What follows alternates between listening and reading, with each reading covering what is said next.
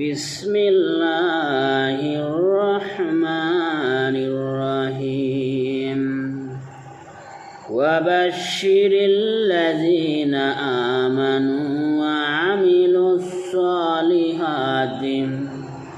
সালিহাতি আন্না লাহুম জান্নাতিন তাজরি মিন তাহতিহাল আনহার কুল্লামা রুজিকু মিনহা মিন সামারাতির রিজকান ক্বালু হাযাল্লাযী রুজিকনা মিন ক্বাবলু ওয়া উতু বিহি মুতাশাবিহান ওয়ালাহুম ফিহা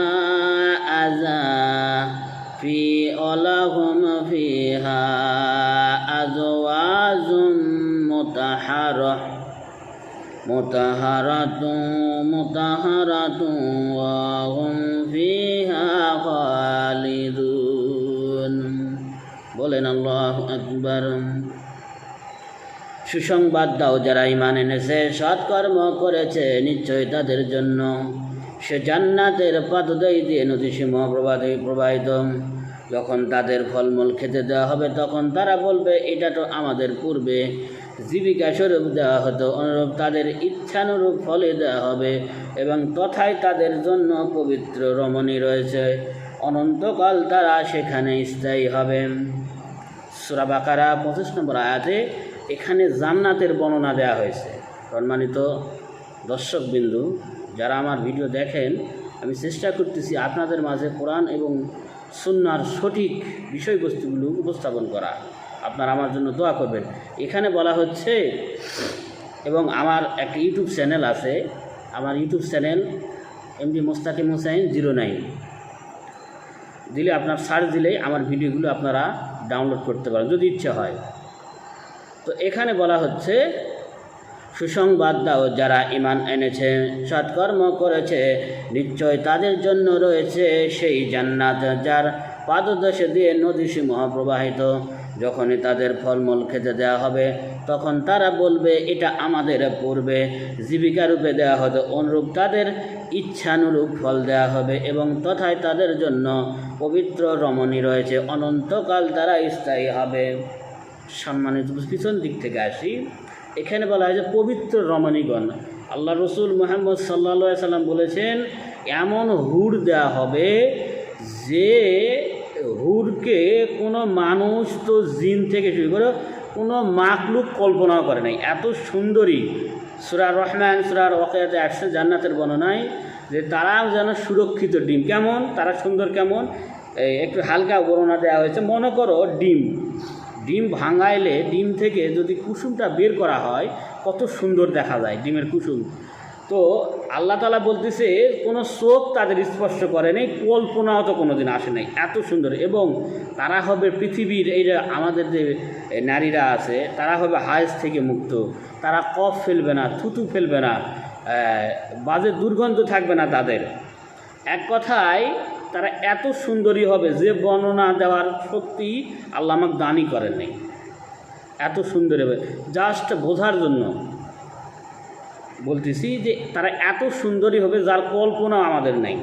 এরপরে দ্বিতীয় বিষয় কী ছিল, তাদেরকে সেখানে ফল দেয়া হবে। ফল, হ্যাঁ, দুনিয়াতে যে ফল খাইছেন আপনি, এরকম ফল আপনার দেওয়া হবে, কিন্তু আপনার সেই ফল এত সুস্বাদু হবে যে আপনার ধারণাও নাই। দুনিয়ার ফল তো পচন ধরে, পোকা ধরে, বিভিন্নভাবে ফলটা নষ্ট হয়ে যায়, কিন্তু সেখানে এমন ফল দেওয়া হবে এত সুস্বাদু। বলা হয় যে এমনও এখানে একটা ফল হাজার হাজার লক্ষ লক্ষ মানুষ খাবে।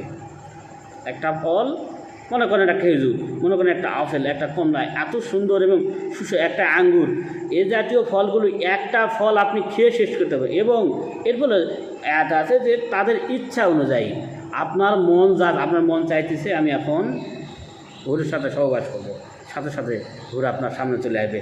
আপনার মন চাইতেছে আমি এখন পাখির গোস্ত খাবো, এটা চলে আসবে। আপনার মন চাইতেছে আমি গরুর গোস্ত। আপনাদেরকে বোঝার জন্য বলতেছি, জান্নাতে এর থেকে অনেক বড় বড় নিয়ামত আল্লাহ তাআলা রাখছেন।